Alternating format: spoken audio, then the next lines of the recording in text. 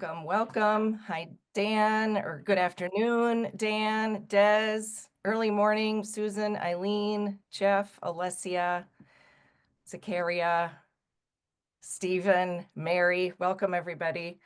I am so excited to introduce who we have here today. Safarini Leadership is going to be presenting. So we have Ollie, Boris, and Veronica. And Safarini Leadership, I'll give a little overview before I turn it over to them. But a lot of our meetings in the last year have focused a fair amount on digital flourishing or ways we can enhance and cultivate flourishing through technology. These guys run an organization in Kenya. And so we're going to be talking about, I'm calling it adventure flourishing, but I just made that up. So flourishing of getting back to the basics, learning from Indigenous people, learning from tribal leaders. I had an opportunity to experience this with the group. And so I'm happy to jump in after they do their presentation and offer any sort of feedback or input or whatnot. But this is going to be a total change of pace in a really good way. So I'm going to just start by reading their intros and then I'll turn it over. Safarini Leadership was founded by Boris McGuire and Ollie Raisin, recognizing that modern leaders in a hyper-globalized and digitized context often struggle to foster connection and purpose in themselves and those they lead. This labor of love combines Boris and Ollie's professional experience as cross-cultural business leaders with their passion for challenging themselves amidst the remote landscapes and cultures of northern Kenya.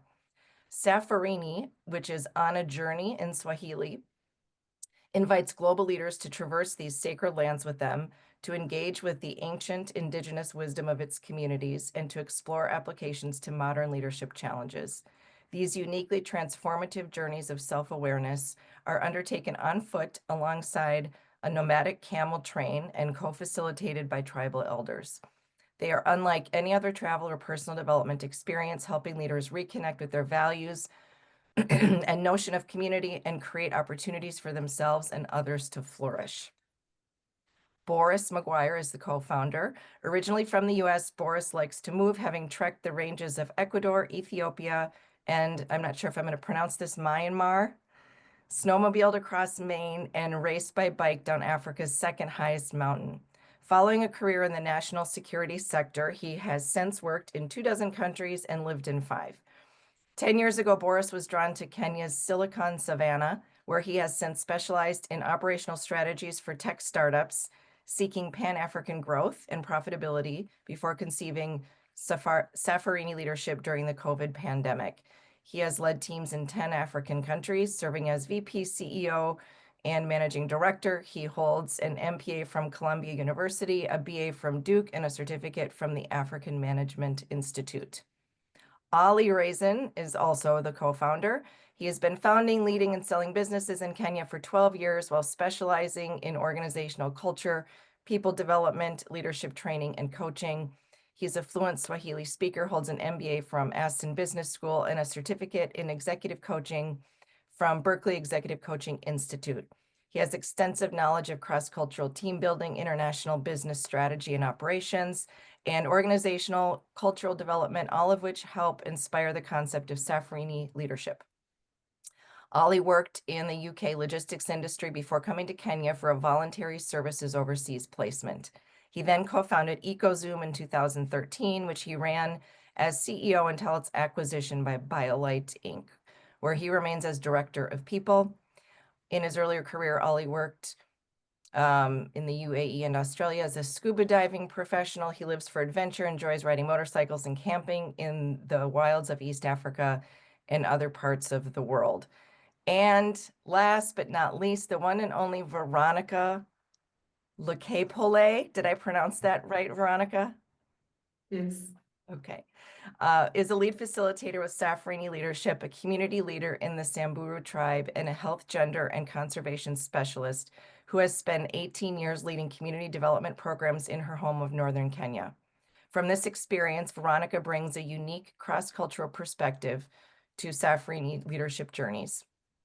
which she co-facilitates alongside elders from her community. Her traditional Samburu upbringing, combined with her regional work with global organizations, has fostered a strong pride and reverence for her cultural traditions, combined with a powerful platform for activism and change that she uses to ensure all members of the Samburu flourish.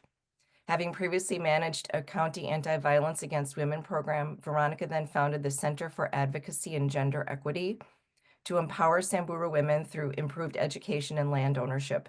She has also led projects with, you might need to help me with this, Veronica, Caritas, Fauna and Flora International, Zoology, Society of London, and International Union for Conservation of Nature. She's a registered community health nurse and holds an MSc in Health Economics and Policy from the University of Nairobi, a BBA from Kenya Methodist University, and a diploma from Kimmage Development Studies Center in Dublin. I hope I didn't butcher too much of that, but Veronica is truly a special person in Kenya. I am so thankful she made a long trek to Nairobi to join us for this. So we're so happy that you're here. Boris, Ali, and Veronica, I'm going to turn it over to you. Thank you. Yeah, thanks very much, Karen. I'll kick things off. So I will share our presentation here, all going well. Thank you for reading our whole bios, Karen. I think they weren't written to be read aloud, so apologies everyone for that indulgence. But glad you know who we are now. Can everyone see the presentation that I'm sharing? Yes. People are nodding. Good. Okay. Yeah, so we're here to talk about Safarini leadership, and we're extremely grateful for that opportunity. So thank you, Karen, first and foremost, for inviting us, and everyone who's here. Thank you so much for your interest. We're really humbled by this opportunity. We're aware from many discussions with Karen about what sort of an impressive community of practice this is. And so your interest in our little passion project over here in Kenya is really, really humbling, and we're really grateful for it. Fortunately, Karen has done the honors of introducing us, so we no longer need to kind of go through all the details of our background. But as Karen said, Ollie and I conceived of and founded Safarini Leadership over the past several years, at least the conception, but the founding was about a year ago. But this is a endeavor that has really and truly and only come to life and evolved over that last year, thanks to the collaboration and guidance and support we've gotten from our colleagues, all of whom hail from the Samburu tribe in northern Kenya. Veronica, who is here today with us, and who, as Karen said, has come quite a long way to get good connection and service with Ollie there, as well as Stephen and Dagama. So we're extremely grateful for them. And together we're a team. What we share, for all of our differences, what we share is we're a team of leaders working here in Kenya and across Africa. We are community leaders and tribal elders, business leaders and entrepreneurs, international development and conservation project leaders, as Karen said, and we're all in one way or another committed to enabling the communities that we work with, and however we define community, which we'll talk about, to flourish. And so again, there's great interest in joining and learning from this group. And we had the pleasure of joining the last meeting. The tough footsteps to follow, Dr. Zach. We'll do our best. So yeah, we're extremely grateful. Our goal here today, we're not social scientists. I guess I did study political science, so maybe technically I am, but certainly not practicing. We're not scientists or academics really in any description. So we're not so much here to present findings, more experience and questions. And we hope that those who do conduct real empirical research and science will be able to provide criticisms, validations, and hope maybe even some answers to our questions. So if we're experts in anything, it's the culture and the leadership structures of northern Kenya's indigenous pastoralist communities, and of course, Veronica is the true expert there. But we're all here to share our insights on what we see as the contrast and the connections between those cultures, as well as perhaps the problems or challenges of leadership flourishing and flourishing in the workplace, in the modern workplace. So to give you a bit of background, are you guys seeing shared experience? Yes. Okay, cool. So Karen kind of touched on it. I forgot we had written that, the bio of the company, so I can try to get through this a little bit faster. But the origins of the company, the best way to understand what Safarini leadership is, perhaps to understand those origins. And really, as I said, this is a passion project that has kind of followed the trajectory of Ollie and my friendship. Initially, it's what brought us together as friends, was first being business leaders in Africa for the last decade plus, with prior experience in a whole bunch of other countries that we didn't grow up in, and leading cross-cultural teams, leading teams and leading amidst cultures that are not our own, or at least our culture's origin. And that really was a founding principle of our friendship, and it's a core competency that underpins what Safarini leadership is.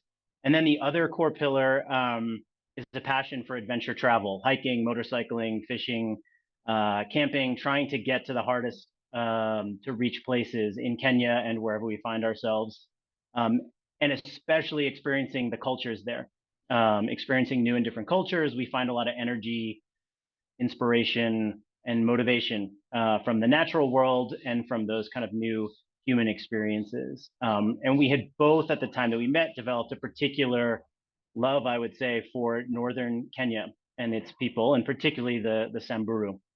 Northern Kenya, staggeringly beautiful, cultures radically different from anything we'd known before, and far less influenced, developed, and globalized, for better and for worse, than most places you'll find in Kenya and elsewhere in Africa. And we got tremendous joy, tremendous enjoyment and fulfillment from the cultural exchange that we experienced just from traveling and exploring that frontier. And so as our friendship emerged and around these three things, we started discussing, how do we bring these together to a business? How do we combine that core competency with our shared passion? And then how do we bring other people to this part of the world to experience it in a deeper and different way?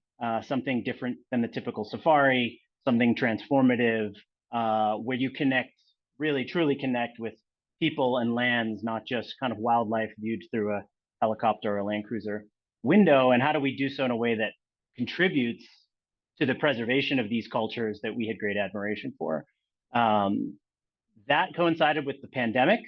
And I think that's when we became acutely aware of a lot of the challenges in the cultures and countries that we came from, but where we hadn't lived or worked for a long time, which we now know to call flourishing, though I think, Karen, you're probably the first person to kind of provide us that terminology. And, no doubt everyone here is acutely aware of what challenges we refer to. I think Dr. Zach listed off a whole bunch of stats about addiction and mental health and obesity and fertility.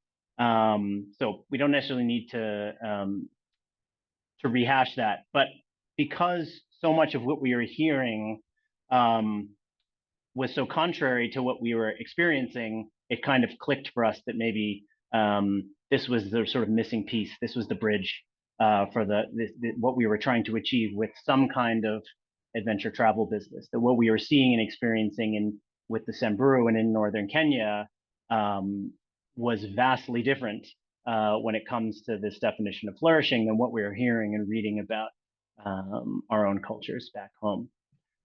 So where did that lead us? That has led to Safarini leadership, and I want to talk about what Safarini leadership is in more detail. But before I get to what Safarini is, we should probably talk and provide some context about both the Samburu, which Veronica will talk about, and Samburu land, the places that we're describing. So this is kind of a three-way map for you. We're in East Africa, we're in Kenya, we're in the kind of northeast quadrant. And as you could kind of see from the topo map, this is a vast rangeland, semi-arid, some similarities to the southwestern United States, with large mountains rising up from out of the desert. with Afro-montane forests on the top. They're often referred to sky islands. So it's sort of these tropical islands floating in the sky above vast semi-arid rangelands. And this is Samburu land. And it is a land of contrasts. It is a land of challenges, and it's a land of great beauty that we're incredibly privileged to work in and learn from. But I will stop there as I describe the landscapes and maybe let Veronica talk about the people. Okay, thank you so much, Boris. Samburu people are found primarily in Samburu County, but also in Laikipia, Marsabit, and Isiolo. We are nomadic pastoralists. We keep livestock as a source of wealth, security. We also use livestock to pay school fees for our children. We use livestock for ceremonies, and we use them as gifts and also for compensation. We are nomadic, which means our survival depends on movement, on adaptability, and collective responsibility of the whole community. We are very deeply connected to our land, to livestock, and community well-being. Our rangeland is shared. The land ownership is communal, and this enables us to be able to practice our nomadic pastoralism. And this also fosters a deep sense of community stewardship, where success is measured not by wealth or personal wealth, but by the well-being of the whole community. Our home is fast and also beautiful, but challenging. We have beautiful sceneries, we have mountains, ranges, and dry riverbeds. The key features that you will be able to see in our land include Mount Ololokwe, which is in the eastern part of the county, Matthew Ranges, which local people refer to as Mlima Wamba. Ewazumiro River also trespasses across the area. And in the western part of the county, we also have Malaso Escarpment, which is a part of the Great Rift Valley. Our environment is challenging because we are in an arid and semi-arid area where rainfall is minimal and we have very long dry seasons. But this has shaped our leadership in a unique way because it teaches us to work together, to always anticipate change, and to be stewards of our resources for future generations. We have very strong community and cultural ties that strengthens our shared core values of belonging, of sharing, and interdependence. This enhances resilience, which is a key factor in fostering a continuity of our community. Our traditions are preserved through oral storytelling, through sayings, through proverbs, ceremonies, and rituals. And this ensures that knowledge and leadership wisdom is passed across generations. We have very clear and structured leadership processes, and this transition happens throughout the life stages of a Samburu person. And at each stage of life, there is community expectation that each individual in the community will have to perform for the community. We are very much concerned about preservation of our culture and our community, and this is the priority of Samburu people. That's what I can say. Thanks, Veronica. Okay, so Boris said to us, told you earlier that Safarini leadership was really conceived during the pandemic, and we didn't really do anything with it for a while because starting a business that involved people traveling to Kenya wasn't really viable. But over that time, we sort of really started to do a lot more deep dive to gain a better understanding of the Samburu people. And so we've spent a lot of time in the northern part of Kenya, talking to elders, talking to people such as Veronica, and really understanding what is it that makes their society tick? What is it that enables the Samburu people to flourish?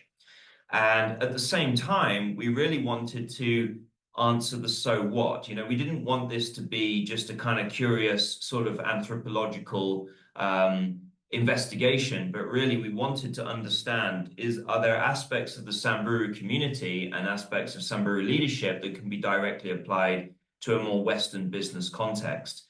And so we spent a lot of time in the early part of last year contacting all sorts of business experts. We spoke to executive coaches, really kind of tapped into the network that I have at UC Berkeley. We spoke to psychologists. This is how we met Karen, by the way. We just randomly cold approached her on LinkedIn and started having a conversation about a year ago. We spoke to executives, we spoke to CEOs, we spoke to entrepreneurs, and really started to unpack, you know, what is the relevance? What is the so what? How can these learnings, how can these aspects of society be applied to a modern Western business context?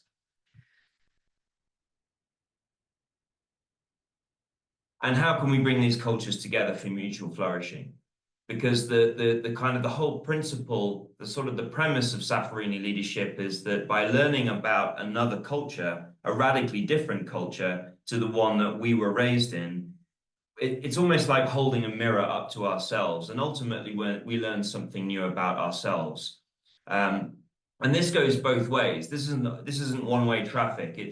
It's very much, and I think I don't want to speak for Veronica here, but I'm pretty sure that Veronica has gained a new perspective on her own culture by having the kind of conversations that we have when we're out in the bush.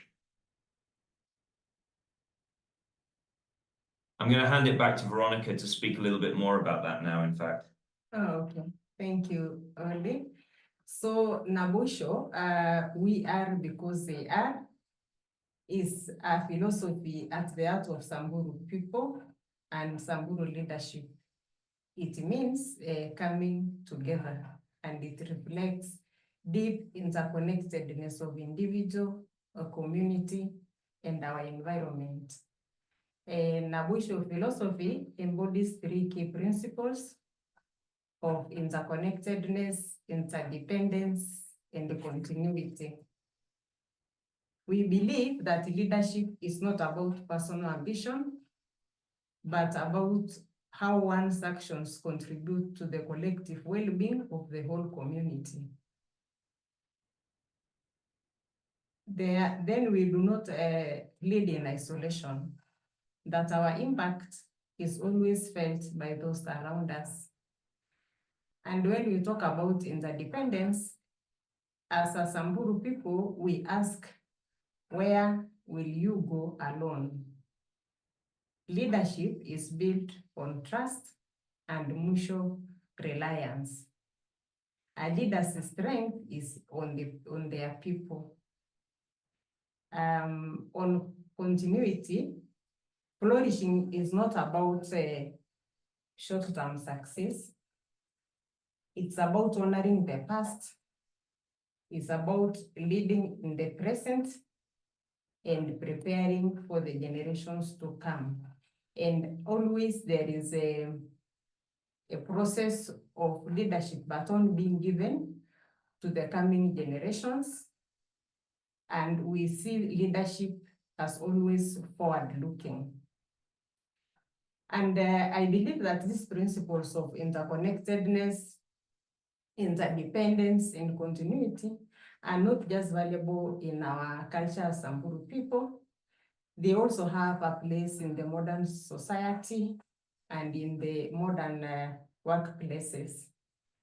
Just imagine organizations where leaders assist their role as ensuring the success of others, where collaboration is valued over competition, where knowledge is actively passed down to create lasting impact, where leaders say We are because they are. And that is the Nabwisho philosophy, which is at the heart of the Samburu leadership.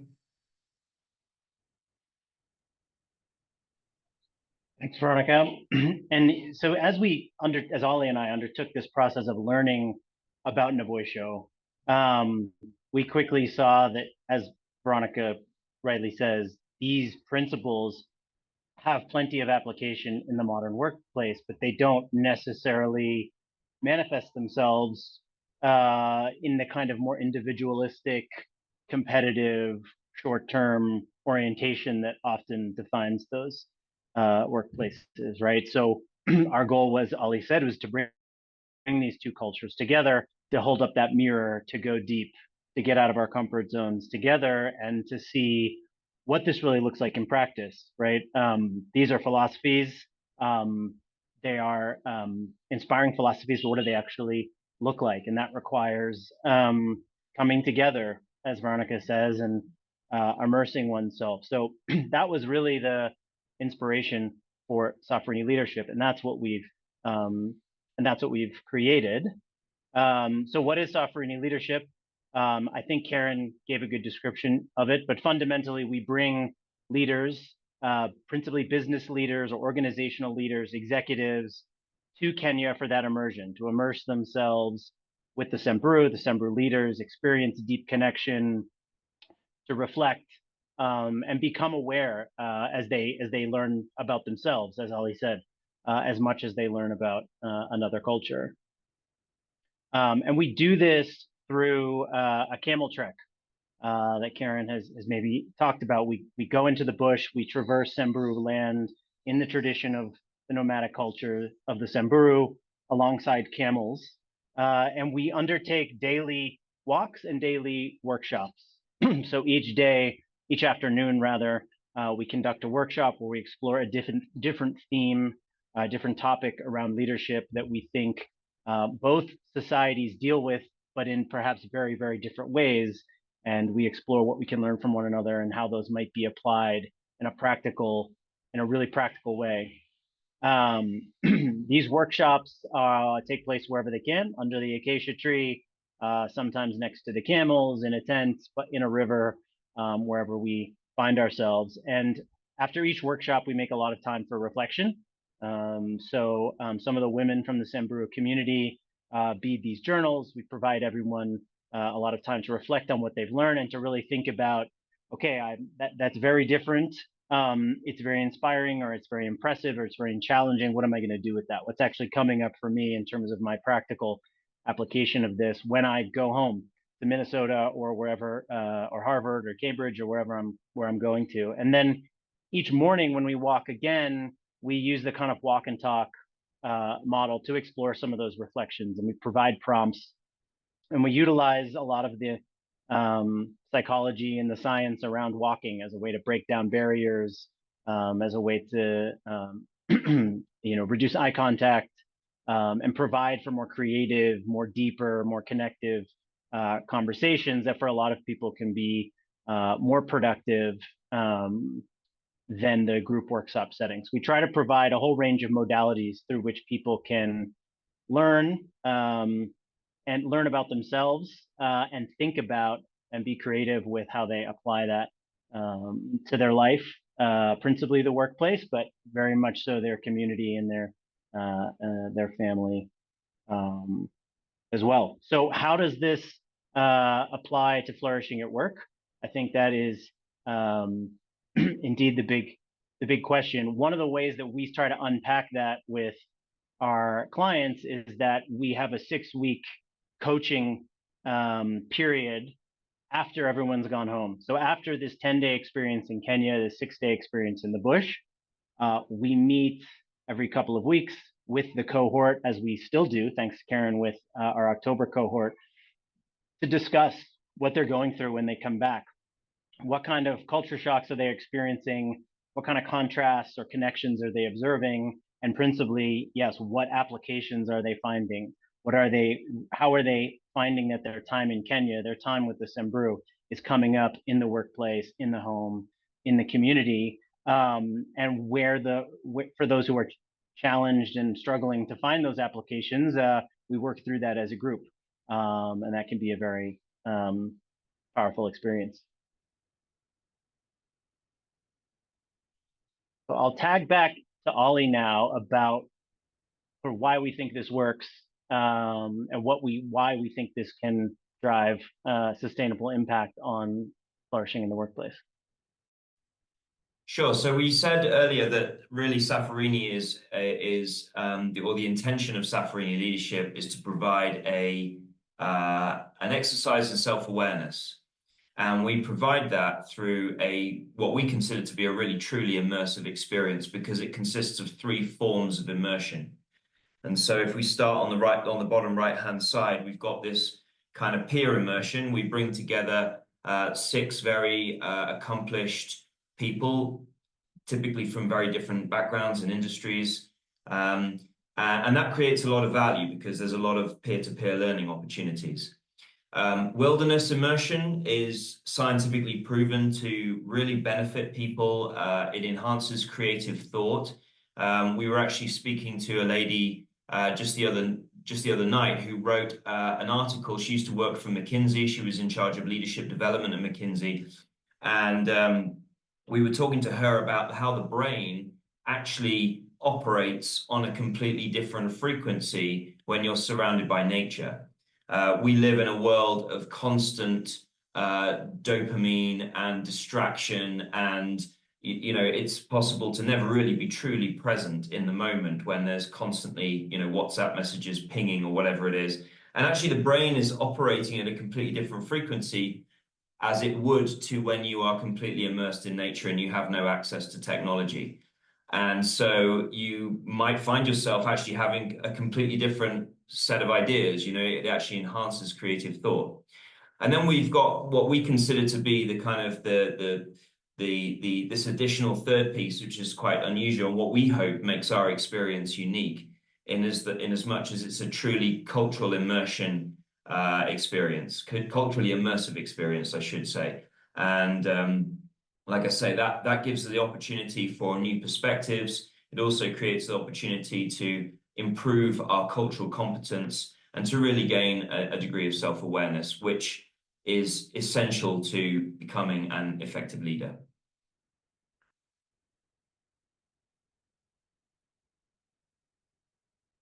Now, flourishing isn't necessarily a word that was in our vocabulary until recently. In fact, I read a lot about it in Karen's book, which I've got here. And just a plug for Karen's book. It managed to absorb almost 1 liter of water from my Camelback, and then dried on the dashboard of my car for about a week, and it's in remarkably good condition. But apart from that, it's also an excellent book. So when we started thinking about Safarini leadership and understanding the Samburu, we were very much coming at it from the perspective of business operators. And so we weren't necessarily thinking about flourishing. And it's only recently, in having some of the conversations that we've had with people such as Karen, we've realized that actually, as marginalized as the Samburu community is, and despite all of the challenges that they face, whether it's drought, whether it's distance from Nairobi and therefore less political influence, whether it's less opportunities, limited access to education, that all of these things are real factors, and yet we've kind of concluded that the Samburu is a remarkably flourishing community. And so what are some of the things that we think create that dynamic? The first thing we noticed is that there's a huge shared sense of responsibility. And this is really drilled into people from a very, very young age. So children are actually at the age of 6 given responsibility for herding small animals like goats. They're given a goat and they're told to go and look after the goat and come back at the end of the day. And that kind of emphasis of responsibility and on service continues through life. So for example, when a young boy becomes a Moran or a warrior, then really his responsibility is to provide a service to the tribe. You know, his responsibility is to provide security and to assist the women and the elders of the tribe. Leadership is very much seen as an act of service. There's no real reward, there's no individual benefit, it comes with no financial rewards at all. And there's a huge amount of communal accountability. You know, this concept of Nabawisho, this interconnectedness, I am because you are, we are because they are. It doesn't mean we're connected in the here and now, like the people on this call, but we're connected with the past and with the future. And so we're accountable to our descendants. If I wrong you, my concern is that there's going to be, you might call it karma, there's going to be some sort of repercussions on my descendants. And so there's very much this kind of underlying sense of what goes around comes around, which is kind of a consistent theme. There's a very, very strong shared sense of purpose and values. And that shows up in the sort of intergenerational mentoring that we kind of hinted at earlier. I think there's a question in the chat about that, in fact. But every generation has the responsibility of passing on the values and responsibility to the next generation. There's no real meritocracy. It's not like people are cherry-picked and given responsibility on an individual basis, as you might get in the US or the UK, but everybody's destiny is to be a future custodian, an elder, and ultimately to hold responsibility for the well-being of the tribe. And that wisdom is passed through generations. In fact, you could say that the very purpose of the Samburu is being Samburu and retaining their cultural identity. And so the conservation of that identity is considered a success. And then another observation is that they're an incredibly resilient people, you know, for some of the reasons that I've just mentioned. In 2021, we had a devastating drought in the north of Kenya, which wiped out around 70% of livestock. Now, when you think about the fact that the Samburu are nomadic pastoralists and their livestock is their wealth, it was really quite devastating. But resilience doesn't come from having broad shoulders and just having a set, you know, being tough, being mentally tough and demonstrating grit, whilst of course those things are important. But really the resilience of the tribe comes about from the support structures. They're an incredibly supportive group of people who share resources. If somebody else is having a hard time and, you know, their livestock was wiped out, then it would be expected from the other people that they would gift that individual livestock so that they can get back on their feet. There are no words for anxiety or depression. This is something else that Karen realized through talking with, I think it was talking with Degama on one of our walks. Suffering is embraced, it's celebrated. It's considered a key part of just becoming a functioning adult, and therefore it's quite often there's considered to be value in sharing on that suffering. Next slide, please, Boris. So yeah, so thank you. So then the question is, how can this apply to a modern Western business context? How can this apply to a workplace? And this is where we don't really provide any answers as such, because the answer to that really depends on who you are as an individual, what your circumstances are. And so our experience with Safarini leadership is very much a coaching engagement. And we posit questions such as these. How can we create more supportive, community-oriented environments for leaders and teams to flourish? And in a globalized work context, where quite often we might be leading people who have very different values to us as individuals, how can we create a shared sense of purpose? How can we create a narrative that people can buy into? Next slide, please, Boris.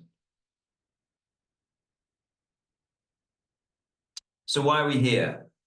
Well, on one level, we're here because Karen very kindly invited us to be here, but more than that, we're here because, like Boris said earlier in the presentation, we are not academics.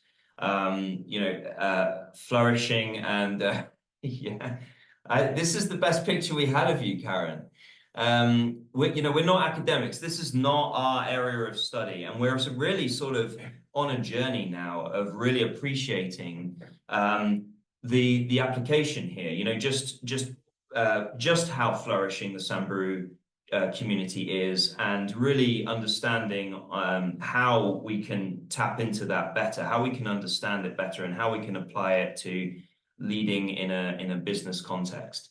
And so we really want to understand, we want to realize, or we want to understand what other research is out there, what kind of people we should be speaking to in this journey that we're on ourselves. How can we make this, this whole kind of well-being? We heard last month about unprecedented levels of loneliness and obesity and depression and anxiety, and we think that we're really onto something special in our own sort of modest way as to how we can help leaders counter that, overcome those challenges that they might be realizing are present within the teams that they lead. And so that sort of opens up to Q&A, and thank you to all of you for taking the time, and thanks again to Karen for inviting us. We're very happy to be here. Thank you.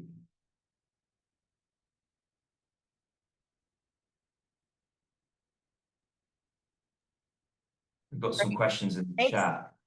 Yes, thanks, you guys. Jeff, I think you had some questions, and I don't know if it would be interesting for, maybe we'll see where the questions go, but just, when we're having a cultural immersion experience like that, there is something about widening the aperture.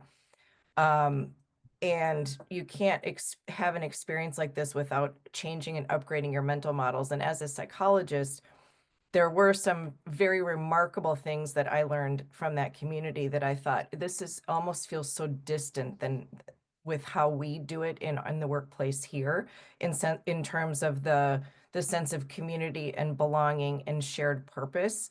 Those are the foundational principles of flourishing. Like, that is it.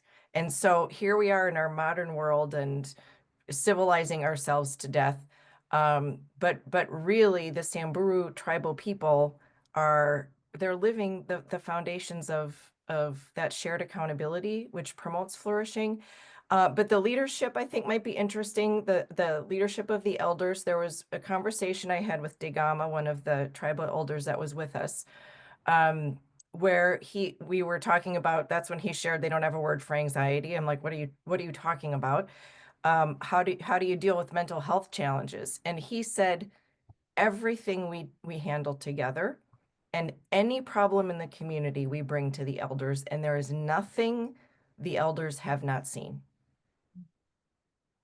I mean, that was astounding to me, that no one is walking alone. So I don't know if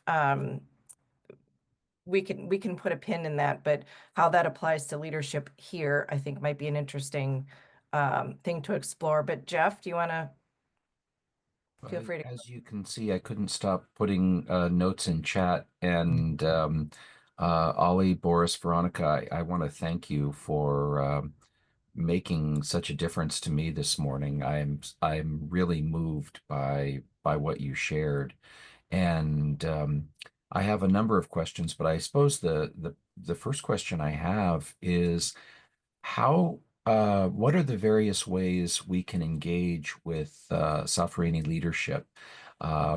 You obviously host the trips, but do you also offer workshops? Do you bring your lessons to the West? Or is the focus on the travel and the immersion experience? In the meantime, Boris, will you mind, can you stop screen share so we can go into participant view? Pardon me. Yep, sorry about that. Gone now? Yeah. Yeah, Jeff, happy to take that question. Thanks for your feedback. We're glad you found this meaningful way to spend your morning, and thanks for taking the time to be with us.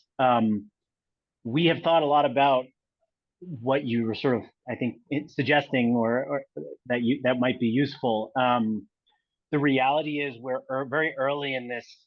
It's a long journey, but we're early in the sort of actual creating a real business out of it. Like we've only been operating these expeditions for less than a year and a half now. We did 2 last year. We've got 2 coming up this year. And we are doing this as a labor of love. Our goal is to commit full time to it. But due to various obligations, we're kind of splitting our time. And so we're very keen, to try and like package these insights, package the applications we hear about from the participants. I mean, as Ollie said, that insight that there's no word for anxiety, despite all our efforts to learn and all the many, Veronica has patiently responded to hundreds of very silly questions that Ollie and I have peppered her with. We never got there. We never figured that out. And that's a very interesting kind of cultural linguistic insight. And we keep getting more from the participants. So I think we're hoping that maybe by next year, we'll be in a position where we've got enough of those insights, those of our own, those that have been given to us by our Samburu colleagues, but also those that have been fed back to us by our participants as they return to the workplace, to kind of build out some webinars, develop a sort of curriculum that has other applications that can be a different way to deliver value without coming to Kenya. But unfortunately for now, the shortest answer to your question is the only way that we are able to engage is through our journeys here in Kenya, but we hope that changes pretty soon. We're glad to hear that it might be interesting. For what it's worth, I'm a leadership teams facilitator here in the Bay Area. I work for Adobe and facilitate about 70 to 90 engagements per year. And I can, just based on our limited time together, I see so many benefits and so many ways of sharing this internally and sharing some of the concepts and learning about team safety and collaboration and such. There's so much beauty in what you've shared, and it's just so needed. Thank you. Appreciate that. Well, would love to connect and learn more about your work and learn from your experience. I saw, I don't want to, Karen, I saw there's another question about reducing eye contact that came from Jeff. Can I answer that one real quick, or do you want to spread around? Go ahead. Okay. So this is, there's like a whole bunch of research, and I was just trying to find some of it, and I can put one of them in the chat here. But yeah, we actually came upon some of this research through an article by Dr. Lawrence Steibel, who, as it turns out, is known to Karen as well. And a lot of it, as I understand it, again, I'm not a psychologist, but we respond pretty intensely to facial expressions, right? That's how kind of we're socialized to understand one another. Even if we're speaking completely different language, you can have a sense of, or you can start to think what that person might be thinking or how they're feeling. And that's very positive in all sorts of ways. But if you're dealing with challenging issues, and we ask people to be pretty vulnerable, then not actually looking at one another in the eye can actually be very freeing. And it can create an opportunity for vulnerability that's not there when we're looking at each other and we're trying to adhere to notions of kind of manners, and we're also trying to read one another. And I might start to think Jeff's looking bored by this answer, so I better wrap it up. Versus, if we're walking next to each other, I'd be more inclined to kind of go a little bit deeper and maybe think a little bit more creatively. And I think we've all experienced that. And Steve Jobs was famous for every important meeting he wanted to have, he went for a walk. And there's lots of people like that, but turns out there's actually quite a lot of psychological research where they've taken control groups and had them sit in a circle, and they've taken people off on pairs, and then they've kind of studied certain things afterwards. And there's a meaningful and significant effect. So especially when working with semi-nomadic tribes, the notion of movement for us has always been pretty essential and fundamental to what we're doing, and we continue to find ways in which that's pretty validated by the science. Thank you very much. Dan, did you have a question? I saw your hand go up at some point.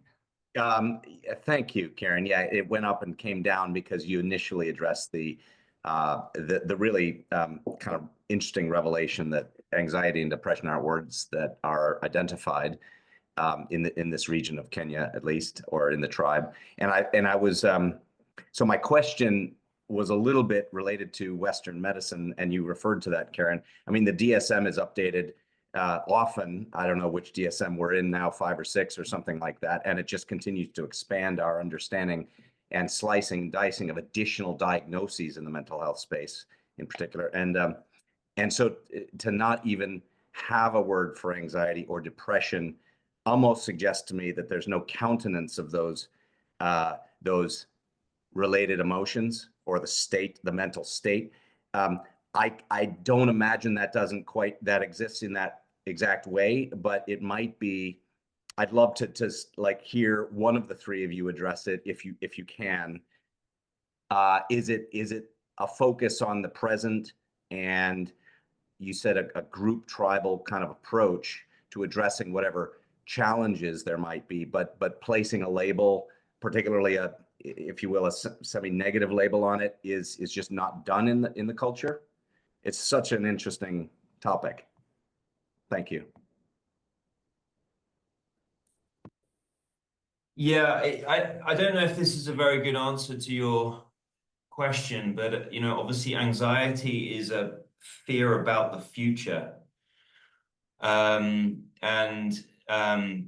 in Swahili, the word for future is siku za usoni, which is literally days in the. It's going to be a clumsy direct translation, but it's like it's days in the face. It's basically just your imagination, and I think there's a lot less emphasis or weighting put on the future. I think in the West we're constantly thinking about the future. We're constantly thinking, okay, am I going to have enough money for retirement? What am I going to do about this? What am I going to do about that? And I think that the Samburu are much more focused just on the day-to-day, either by necessity or just as just a kind of cultural way of being. And I think that, I was listening to a podcast the other day about how a lot of young people are struggling for identity. And there's now a kind of trend of finding your identity in your pathologies, right? So people sort of identify as, oh, I'm anxiously attached, or I'm ADHD, or I'm on the spectrum, or I'm neurodivergent. And it was sort of questioning, is this actually helpful to have all of this vocabulary, because we can kind of become a little bit obsessed by it. So I don't know if that's really answering your question, but yeah, I think there is much more of a focus on the here and now. It does. Thank you very much, Ali. The other, more of a comment, but it might be worth a quick discussion. Is there a metaphorical benefit for walking and talking, essentially to your tribal cultures, your nomadic culture of walking with someone, side by side with someone? That kind of suggests to me this collective interconnectedness and the nomadic culture all in one. So if you're walking and talking, I love that physical metaphor. And then the idea of the senses. I do a lot of silent meditation, and particularly long-term silent meditation retreats. And you turn off one sense, you amplify the others. You turn off a few senses, you amplify, one, for example. And there might be something in that, even though your eyes are still open, focusing on the walking and the nature, etc. You're not focusing per se on the other individual. So you're probably hearing and processing what's being said more acutely. It's just, maybe it's a more of a question for the group, but it's great. Love it. I love that insight, Dan. Thank you. And the walking alongside, I don't know if this is metaphorical, but how I think of it is that the notion of accompaniment, that there isn't necessarily an expert who's going to come in and fix this thing, but the power of us walking alongside one another, traversing through life, that's really powerful. Being upper companions. I would just add that, like, in terms, I don't know if it's a metaphor or not, but Veronica had shown the slide which said, where will you go alone? And that actually came to us through when we were doing our research. We sat down with a group of elders, and they were explaining how when adolescent or young adult males are going through their warriorhood period, which is like roughly 15 years from like 14 to 30, they're forbidden culturally within the community from going out anywhere alone, from not being accompanied by other warriors, and we said, why? That sounds, sort of like, that sounds quite restrictive. And he just said, where would you go alone? And it's sort of like the metaphors in the answer, I think, right? Like it was sort of like, what is the point? Why would you go or do anything alone? Or perhaps how could you? And I think that kind of speaks to everything that we've seen. Like nothing is just in service of self. It's always in service of someone else, something or someone else here or in the future or in the past. And so I think that's actually quite an apt metaphor for the whole kind of Naboisho philosophy as we've seen it. And it's worth saying we're not trying to sort of elevate any kind of particular culture in that way above. Not trying to be like Western culture is terrible and this culture is amazing. But these are the kind of things that do, I think, speak to flourishing, where we live in a world. The Western culture is broadly defined. There is a lot of this notion of heavy weighs the crown and blaze your own trail, and we reward kind of very individualistic pathways, and that leads to great and amazing innovations and creation and great wealth at times, and it's wonderful. But it often comes at a cost, and perhaps these mental health challenges are part of that cost. And then when in a society that literally forbids it, you don't see that. Could I make a comment? Hi, this is Mary from Las Vegas. So I do a lot of mentoring with young professionals who just, come out of college. And this one young lady was, she's working for this big company in the San Francisco area. And, like a lot of companies, they have their yearly reviews. So they came to her and they said, hey, get ready for your yearly review.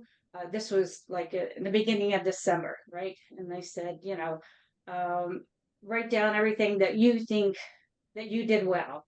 Write down everything that you feel like you need to improve on. So she tried to make appointments to like speak with one of the leaders to say, hey, I've never had one of these. Like, what's kind of the process? And they just said, just do it. You're doing fine, kind of like lame answers to her, and just keep doing what you're doing, sort of replies to her. So now she carries this anxiety that they put on her because she really doesn't have the experience to know how to go through this process, right? And through December, I got a lot of phone calls, especially, during the holidays when, they might be alone or, not with their family. And she just had the review at the beginning of March. Now, that anxiety was built up and nobody would give her any feedback. They just said, keep doing what you're doing, keep doing what you're doing. So I finally said to her when she, called me and said, I need to be prepared to go into this meeting. And I said, well, if they say, continue doing what you're doing, why don't you put the question back on them? Like, do you really know what I do? But be prepared to give them that answer because they may not understand what you are doing. So, now she goes through the interview, and it was so positive, and all of the feedback was so positive that she literally broke down into tears. But why did they wait so long to give her positive feedback? So anxiety isn't just something that somebody has in them. It's what other people like put the pressure on them. So I don't know, Karen, do you have any response, or how communities and leaders, then that's what we're talking about, how can they be more sensitive to the people who work for them? That's a big question, and we're 2 minutes over, but certainly the conditions in which we work, in which we are, can be conducive to flourishing or not. So yes, we have internal work, but the conditions that we're in, of course, impact our flourishing also. So let's put a pin in that, Mary, and pick it up at another meeting. And Una, I saw your comments too about your research in Africa, and I would love to hear more about that, and maybe we can coordinate you guys to connect offline or something, because there's probably a good conversation that could happen there if you're open to it. Yes. Yes, Okay. please. Yeah, I've noted Una down, so we'll get in touch with you, Una, and thank you. Okay. Excellent. Thank you, everybody. Have a fantastic day and evening. Thank you. Appreciate you being here. Thank you so much. Thanks. Likewise. Bye-bye.